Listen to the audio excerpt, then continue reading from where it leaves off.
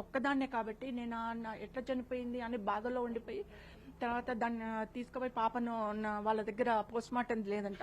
So Gandhi హాస్పిటల్లో పెట్టారు, మార్చిరీలో పెట్టారు.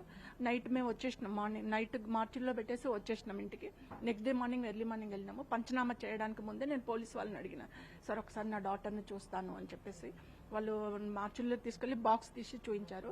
అప్పుడు అప్పుడే చూసుకున్నాను నేను, ఇక్కడ 4 ఘాట్లు ఉన్నాయి, ఇక్కడ 1 ఘాట్ ఉంది, అంటే గొంతును ప్రెస్ చేసినట్టుగా ఉంది. అయితే డాక్టర్స్ని అడిగాను నేను, అడిగితే వాళ్ళు ఏమన్నారంటే మేము ట్రీట్మెంట్కి ఘాట్లు పెట్టామంట.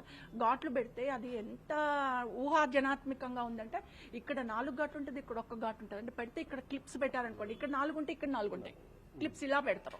కానీ అక్కడికి ఇక్కడ 4 ఘాట్లు ఉన్నాయి లెఫ్ట్ హ్యాండ్తో, ఇక్కడ 4 ఘాట్లు, ఇక్కడ 1. ప్రత్యూష నెక్ను ప్రెస్ చేసి నోట్లో పాయిజన్ వేశారు.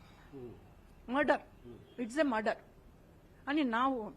ఇంకొకటి పోస్ట్ మార్టం రిపోర్టును ఏ సిబిఐ కానీ, సెషన్ కోర్టు కానీ, హైకోర్టు కానీ, సుప్రీంకోర్టు కానీ మునిస్వామి ఇచ్చిన పోస్ట్ మార్టం రిపోర్ట్ని ఎవరు కన్ఫర్మ్ చేసుకోలేదు, ఎవరు దాన్ని తీసుకోలేదు. ఎందుకు తీసుకోలేదనేది నాకు వస్తుంది ఇప్పటి వరకు కూడా. I respect Supreme Court, but not count the post-mortem report.